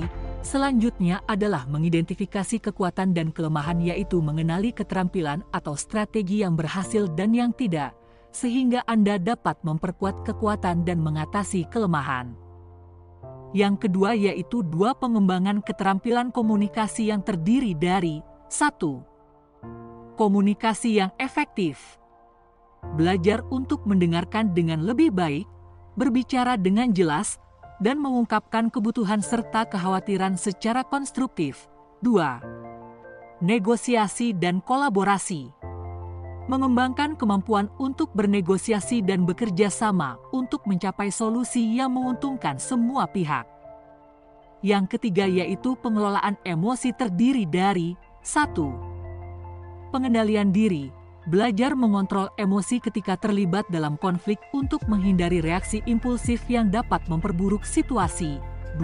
Pemahaman emosi lain, mengembangkan empati dan pemahaman terhadap emosi orang lain dalam situasi konflik. Yang keempat adalah penyelesaian masalah, terdiri dari 1. Kreativitas dalam solusi, belajar untuk berpikir kreatif dan menemukan solusi di luar kebiasaan untuk menyelesaikan konflik. 2. Mengelola perbedaan pendapat, menerima bahwa perbedaan pendapat adalah hal yang wajar dan belajar bagaimana mengatasi perbedaan tersebut dengan damai. Yang kelima adalah adaptasi dan fleksibilitas, terdiri dari 1. Adaptasi terhadap perubahan, belajar untuk menyesuaikan diri dengan perubahan situasi konflik dan mencari solusi alternatif saat solusi sebelumnya tidak berhasil. 2. Fleksibilitas dalam berpikir, terbuka terhadap ide-ide baru dan berbeda dalam menyelesaikan konflik. Yang keenam yaitu pengetahuan konflik yang lebih baik dan didapatkan dari 1. Studi kasus dan pengalaman. Memperdalam pemahaman tentang konflik dengan mempelajari studi kasus atau pengalaman orang lain dalam menyelesaikan konflik. 2. Meningkatkan wawasan. Menjaga diri tetap terinformasi tentang strategi penyelesaian konflik yang baru dan berkembang. Yang ketujuh adalah pembelajaran kontinu, revaluasi dan penyesuaian, terus-menerus mengevaluasi dan menyesuaikan pendekatan Anda berdasarkan pengalaman baru yang diperoleh dari konflik, melalui refleksi yang mendalam dan komitmen untuk terus belajar. Individu atau kelompok dapat memperbaiki keterampilan mereka dalam menangani konflik di masa depan, menciptakan lingkungan yang lebih harmonis, dan mencapai solusi yang lebih efektif. Manajemen emosi dan stres dalam konteks konflik penting untuk memastikan bahwa individu dapat tetap tenang, rasional, dan efektif dalam menyelesaikan masalah. Berikut adalah penjelasan lebih lanjut tentang manajemen emosi dan stres dalam situasi konflik. 1. Pengelolaan emosi yang terdiri dari A. Kesadaran emosi. Dimulai dengan pemahaman diri, mengidentifikasi emosi yang dirasakan dan menyadari bagaimana emosi tersebut memengaruhi pemikiran dan perilaku. Selanjutnya yaitu pemantauan emosi, mencatat dan memahami pemicu emosi serta dampaknya pada diri sendiri. B. Regulasi emosi terdiri dari 1. Pengendalian diri, belajar untuk mengelola reaksi emosional dengan menunda respons impulsif dan merespons secara bijaksana. 2. Teknik relaksasi, menggunakan teknik pernapasan, meditasi, atau olahraga untuk meredakan emosi negatif. C. Empati dan pemahaman terhadap emosi orang lain terdiri dari 1. Empati, berusaha untuk memahami perspektif dan emosi pihak lain dalam konflik. 2. Kesadaran sosial, mengetahui bagaimana emosi Anda memengaruhi orang lain dan memahami respons mereka.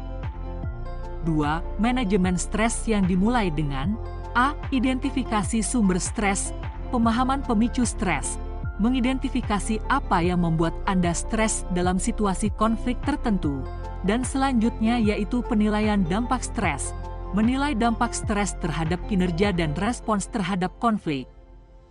B. Strategi penanggulangan stres. Dilakukan dengan pengaturan waktu, mengelola waktu dengan bijaksana, mengatur prioritas, dan menghindari overcommitment untuk mengurangi tekanan, dan selanjutnya mengatur harapan, memahami bahwa tidak semua hal dapat dikontrol dan fokus pada hal-hal yang dapat Anda kendalikan. C. Teknik penenangan diri. Dilakukan dengan olahraga dan kesehatan fisik, melakukan olahraga atau kegiatan fisik untuk melepaskan ketegangan dan meredakan stres, serta melakukan manajemen rutinitas, menciptakan rutinitas yang sehat seperti tidur yang cukup, makan sehat, dan istirahat yang cukup. Situasi konflik dan pengelolaan emosi serta stres dapat bervariasi tergantung pada konteks dan individu yang terlibat. Berikut adalah contoh situasi konflik yang diikuti dengan penerapan strategi manajemen emosi dan stres. Contoh, situasi konflik yang terjadi adalah terjadinya perbedaan pendapat antara dua tim proyek tentang pendekatan yang akan diambil untuk menyelesaikan masalah yang kompleks. Maka, masuk ke tahap pengelolaan emosi yang dimulai dengan kesadaran emosi. Menyadari bahwa salah satu anggota tim merasa frustrasi karena pendapatnya tidak diakui, lalu masuk ke tahap regulasi emosi. Maka, anggota tim itu mengambil napas dalam-dalam untuk menenangkan diri dan memilih untuk menyuarakan pendapatnya secara tenang dan jelas. Lalu kemudian masuk ke tahap empati dan pemahaman terhadap emosi orang lain. Anggota tim mencoba mendengarkan secara aktif dan memahami bagaimana cara berpikir pihak lain. Bagaimana dengan manajemen stres? Manajemen stres dimulai dengan mengidentifikasi sumber stres. Salah satu sumber stres adalah tekanan waktu dalam menyelesaikan proyek, kemudian masuk ke strategi penanggulangan stres. Tim memutuskan untuk merencanakan ulang jadwal dan membuat rencana yang lebih realistis. Dan selanjutnya, teknik penenangan diri. Anggota tim yang merasa stres berjalan-jalan sejenak untuk mengurangi tekanan. Tahap pengelolaan emosi dimulai dengan kesadaran emosi. Pimpinan menyadari bahwa ia merasa marah dan kecewa, kemudian masuk ke tahap regulasi emosi.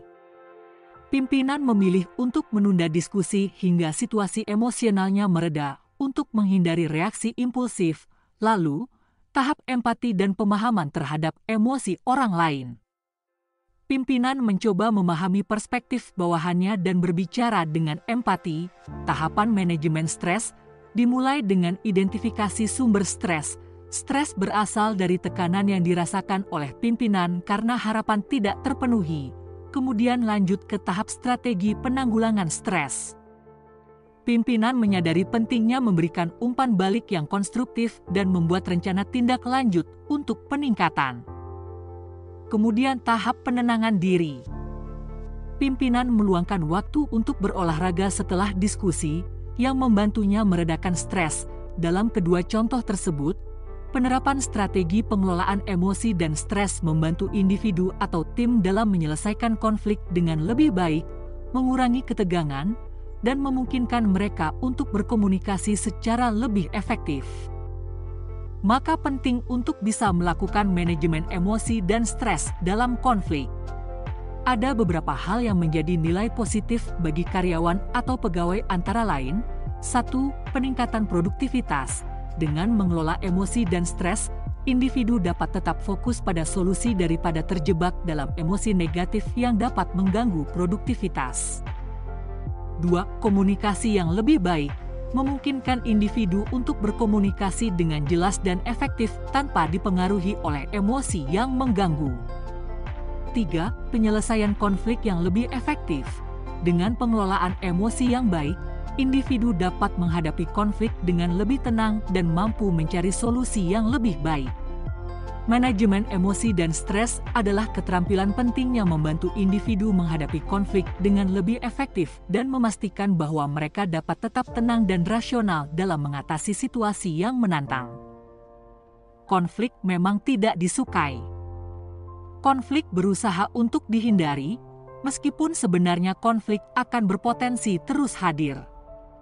Konflik pun dapat bermanfaat ketika konflik dapat dikelola dengan baik, dengan tepat.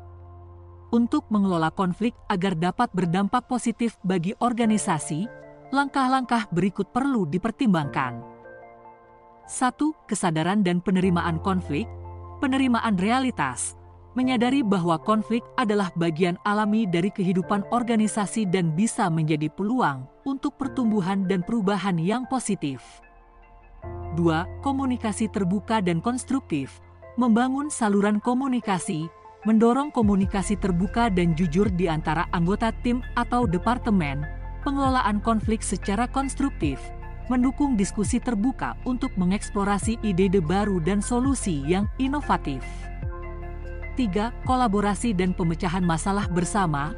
Pembentukan tim kolaboratif, mendorong kolaborasi di antara pihak-pihak yang terlibat dalam konflik untuk mencapai pemecahan masalah bersama. Penggunaan pendekatan pemecahan masalah, menggunakan pendekatan yang kreatif dan inovatif untuk menyelesaikan konflik secara proaktif. 4. Pemahaman dan empati terhadap pihak lain. Pemahaman perspektif lain, mendorong pemahaman yang lebih baik terhadap perspektif pihak lain dalam konflik.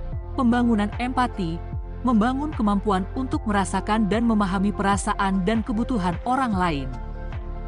Ada beberapa konflik yang juga bisa terjadi dan harus segera diselesaikan khususnya di sebuah daerah karena dampaknya akan cukup besar jika tidak segera ditindaklanjuti. Ketidaktepatan pengelolaan konflik ini juga bisa membangun citra buruk sebuah daerah. Konflik ini adalah konflik sosial atau konflik budaya. Konflik sosial dan budaya adalah bentuk konflik yang muncul akibat perbedaan dalam nilai-nilai, keyakinan, norma, atau praktek antara individu atau kelompok yang berasal dari latar belakang sosial atau budaya yang berbeda. Konflik sosial dan konflik budaya rentang dengan perpecahan, maka perlu segera untuk ditindaklanjuti. Konflik sosial berkaitan dengan perbedaan dalam struktur sosial, kepentingan, atau distribusi sumber daya di masyarakat yang dapat menimbulkan konflik antar individu atau kelompok. Contoh, ketidaksetaraan ekonomi yang signifikan di suatu negara dapat menciptakan konflik antara kelompok masyarakat yang memiliki akses terbatas terhadap sumber daya dengan kelompok yang lebih berada. Penanganan, peningkatan kesadaran, mengedukasi masyarakat tentang isu-isu yang menjadi sumber konflik serta mengajak mereka untuk memahami dan menghormati keberagaman, pola komunikasi yang terbuka, mendorong dialog terbuka antara kelompok-kelompok yang berkonflik untuk mencapai kesepakatan atau solusi yang adil, pembangunan sosial, memperkuat lembaga sosial dan kebijakan yang mendukung kesetaraan dan keadilan bagi seluruh anggota masyarakat. Konflik budaya muncul dari perbedaan dalam nilai-nilai, norma, atau kebiasaan yang berbeda antar kelompok atau individu dari latar belakang budaya yang berbeda. Contoh, konflik budaya dapat terjadi ketika nilai-nilai tradisional suatu kelompok bertentangan dengan nilai-nilai yang dianut oleh kelompok lain. Misalnya, perbedaan dalam cara berpakaian, bahasa, atau ritual keagamaan.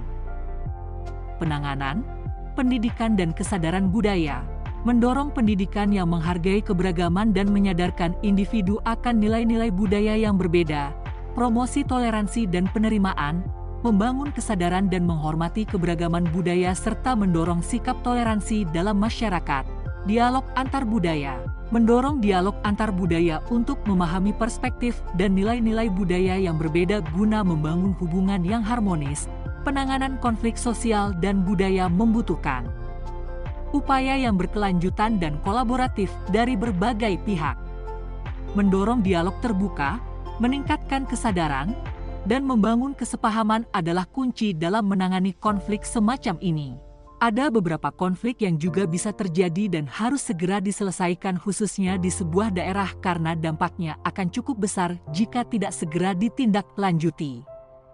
Ketidaktepatan pengelolaan konflik ini juga bisa membangun citra buruk sebuah daerah.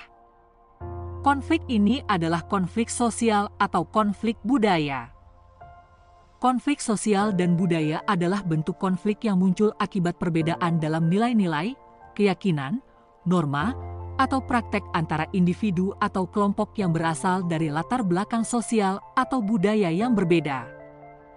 Konflik sosial dan konflik budaya rentang dengan perpecahan, maka perlu segera untuk ditindaklanjuti. Konflik sosial berkaitan dengan perbedaan dalam struktur sosial, kepentingan, atau distribusi sumber daya di masyarakat yang dapat menimbulkan konflik antar individu atau kelompok. Contoh, ketidaksetaraan ekonomi yang signifikan di suatu negara dapat menciptakan konflik antara kelompok masyarakat yang memiliki akses terbatas terhadap sumber daya dengan kelompok yang lebih berada. Penanganan, peningkatan kesadaran, mengedukasi masyarakat tentang isu-isu yang menjadi sumber konflik serta mengajak mereka untuk memahami dan menghormati keberagaman, pola komunikasi yang terbuka, mendorong dialog terbuka antara kelompok-kelompok yang berkonflik untuk mencapai kesepakatan atau solusi yang adil, pembangunan sosial, memperkuat lembaga sosial dan kebijakan yang mendukung kesetaraan dan keadilan bagi seluruh anggota masyarakat. Konflik budaya muncul dari perbedaan dalam nilai-nilai, norma, atau kebiasaan yang berbeda antar kelompok atau individu dari latar belakang budaya yang berbeda. Contoh, konflik budaya dapat terjadi ketika nilai-nilai tradisional suatu kelompok bertentangan dengan nilai-nilai yang dianut oleh kelompok lain. Misalnya, perbedaan dalam cara berpakaian, bahasa, atau ritual keagamaan. Penanganan, pendidikan dan kesadaran budaya mendorong pendidikan yang menghargai keberagaman dan menyadarkan individu akan nilai-nilai budaya yang berbeda, promosi toleransi dan penerimaan, membangun kesadaran dan menghormati keberagaman budaya serta mendorong sikap toleransi dalam masyarakat. Dialog antar budaya mendorong dialog antar budaya untuk memahami perspektif dan nilai-nilai budaya yang berbeda guna membangun hubungan yang harmonis. Penanganan konflik sosial dan budaya membutuhkan upaya yang berkelanjutan dan kolaboratif dari berbagai pihak. Mendorong dialog terbuka, meningkatkan kesadaran, dan membangun kesepahaman adalah kunci dalam menangani konflik semacam ini. Konflik dan situasi krisis merupakan dua hal yang berbeda, tetapi keduanya dapat mempengaruhi organisasi dengan cara yang serupa dalam hal mengganggu stabilitas dan kesejahteraan. Konflik biasanya berkaitan dengan perbedaan pendapat, kepentingan, atau kebutuhan yang berdampak pada ketegangan antar individu atau kelompok di dalam organisasi.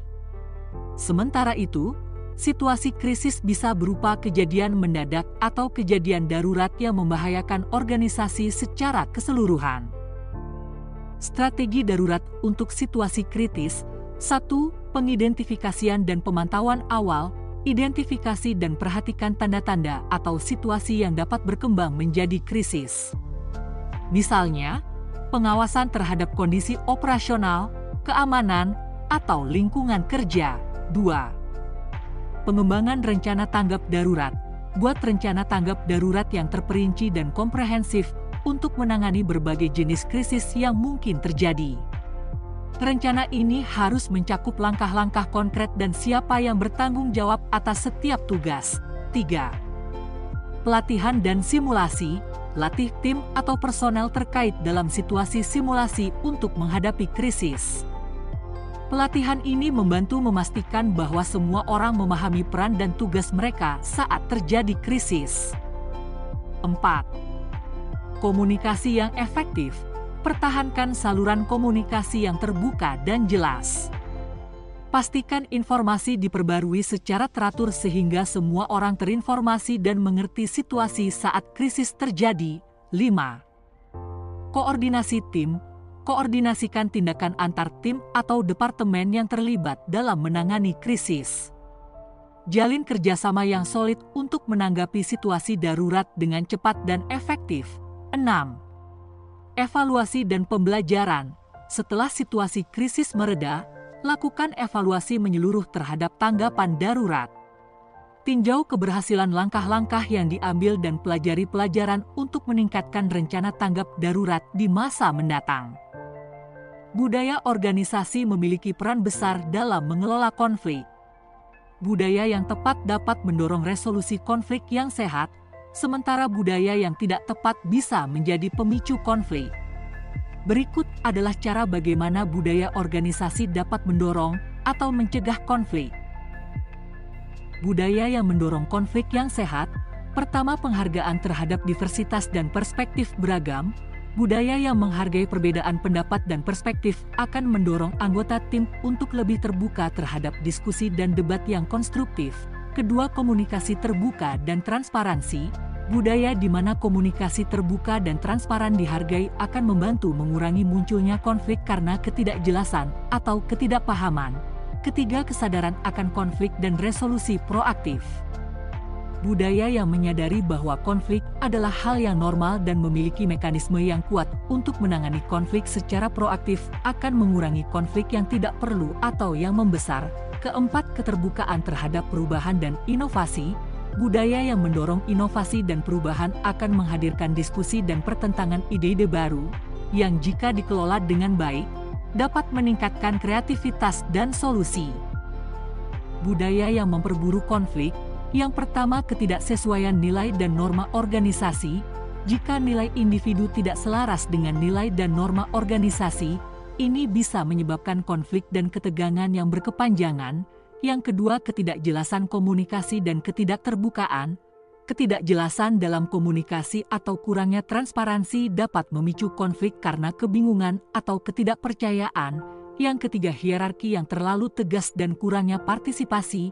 Budaya yang terlalu otoriter atau hierarkis dapat menghambat partisipasi dan menyulitkan resolusi konflik secara terbuka. Yang keempat, persepsi ketidakadilan atau perlakuan tidak setara. Budaya di mana karyawan merasa tidak adil atau tidak diperlakukan secara merata dapat memicu konflik antar individu atau antara bagian organisasi. Yang kelima, tidak adanya keterlibatan atau pelatihan manajemen konflik. Jika organisasi tidak memiliki pendekatan atau pelatihan dalam manajemen konflik, ini bisa menyebabkan konflik menjadi lebih buruk karena kurangnya pemahaman atau keterampilan untuk menanganinya. Budaya organisasi yang mendukung komunikasi terbuka, kerjasama, dan penyelesaian konflik yang sehat mendorong pertumbuhan dan kesehatan organisasi. Sebaliknya, budaya yang menghambat atau memicu konflik dapat merugikan produktivitas dan kesejahteraan organisasi secara keseluruhan. Mendukung kebudayaan organisasi yang menerima dan mengelola konflik merupakan langkah penting untuk menciptakan lingkungan kerja yang sehat dan produktif. Ini melibatkan menciptakan suasana di mana konflik dianggap sebagai hal yang normal dan dapat dikelola secara konstruktif. Berikut beberapa cara mendukung kebudayaan organisasi yang menerima dan mengelola konflik. 1. Mempromosikan keterbukaan, komunikasi terbuka, mendorong komunikasi yang jujur dan terbuka di antara anggota tim atau departemen, menyambut ide berbeda, memastikan bahwa ide-ide atau pendapat yang berbeda dipersilakan dan dihargai. 2. Memfasilitasi penyelesaian konflik yang sehat, pelatihan manajemen konflik, menyediakan pelatihan bagi manajer dan karyawan tentang teknik penyelesaian konflik yang efektif, pendekatan kolaboratif, mendorong penggunaan pendekatan yang kolaboratif dalam menyelesaikan konflik, bukan menghindarinya atau mengesampingkan. 3. Menciptakan lingkungan yang aman, tanpa rasa takut akan retaliasi, memastikan bahwa karyawan merasa aman dalam mengungkapkan kekhawatiran atau konflik tanpa takut akan hukuman atau retaliasi, mendorong dukungan dan kehormatan, membangun budaya saling mendukung dan menghormati dalam menangani konflik. 4. Mendukung keterampilan komunikasi yang baik, pelatihan komunikasi efektif, melatih karyawan dalam keterampilan komunikasi yang efektif untuk mencegah terjadinya misinterpretasi atau kesalahpahaman yang memicu konflik, mendorong mendengarkan aktif, mendorong praktik mendengarkan dengan penuh perhatian untuk memahami sudut pandang orang lain. 5. Membangun kebudayaan pembelajaran, belajar dari konflik, melihat konflik sebagai kesempatan untuk belajar dan meningkatkan proses atau kinerja, evaluasi dan peningkatan, melakukan evaluasi dari setiap konflik yang terjadi untuk menemukan pola-pola dan cara untuk meningkatkan resolusi konflik di masa depan. Contoh penerapan kebudayaan ini adalah ketika sebuah organisasi secara terbuka mengadopsi kebijakan untuk menyediakan waktu atau ruang bagi karyawan untuk mengatasi konflik secara langsung. Mereka menawarkan fasilitasi atau mediasi untuk membantu menyelesaikan konflik secara konstruktif, mengakui bahwa konflik adalah bagian normal dari interaksi manusia dan dapat menjadi peluang untuk pertumbuhan dan perbaikan dalam organisasi. Konflik memang tidak disukai. Konflik berusaha untuk dihindari, meskipun sebenarnya konflik akan berpotensi terus hadir. Konflik pun dapat bermanfaat ketika konflik dapat dikelola dengan baik, dengan tepat. Untuk mengelola konflik agar dapat berdampak positif bagi organisasi, langkah-langkah berikut perlu dipertimbangkan. 1. Kesadaran dan penerimaan konflik, penerimaan realitas, menyadari bahwa konflik adalah bagian alami dari kehidupan organisasi dan bisa menjadi peluang untuk pertumbuhan dan perubahan yang positif. 2. Komunikasi terbuka dan konstruktif, membangun saluran komunikasi, mendorong komunikasi terbuka dan jujur di antara anggota tim atau departemen, pengelolaan konflik secara konstruktif, mendukung diskusi terbuka untuk mengeksplorasi ide-ide baru dan solusi yang inovatif. 3. Kolaborasi dan pemecahan masalah bersama, pembentukan tim kolaboratif, mendorong kolaborasi di antara pihak-pihak yang terlibat dalam konflik untuk mencapai pemecahan masalah bersama, penggunaan pendekatan pemecahan masalah, menggunakan pendekatan yang kreatif dan inovatif untuk menyelesaikan konflik secara proaktif. 4.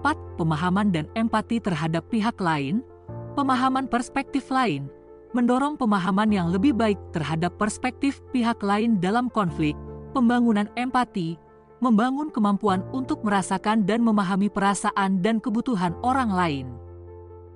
5. Fokus pada solusi, bukan pada kesalahan atau kemenangan, pendekatan win-win, mendorong pencarian solusi yang menguntungkan semua pihak yang terlibat dalam konflik, menghindari sifat salahkan, fokus pada perbaikan situasi daripada mencari siapa yang salah. 6. Pembelajaran dari konflik, refleksi dan pembelajaran, menggunakan konflik sebagai peluang untuk belajar dan meningkatkan kemampuan manajemen konflik di masa depan, pengembangan keterampilan, menggunakan pengalaman konflik untuk mengasah keterampilan komunikasi, manajemen emosi, dan penyelesaian masalah. 7. Implementasi dan evaluasi solusi, implementasi solusi, menerapkan solusi yang disepakati secara efektif, evaluasi berkelanjutan, memantau dan mengevaluasi keberhasilan solusi serta dampaknya terhadap organisasi, memperbaiki jika diperlukan. Dengan mengambil langkah-langkah ini, organisasi dapat mengelola konflik dengan cara yang konstruktif, memanfaatkan potensi konflik untuk pertumbuhan dan perubahan positif, serta menciptakan lingkungan kerja yang lebih harmonis dan produktif. Terakhir, konflik tak harus ditakuti, meskipun memang harus selalu diantisipasi kehadirannya. Maka, selamat mempraktekkan apa yang sudah kita pelajari. Semoga bermanfaat bagi diri kita dan organisasi. Salam pembelajar.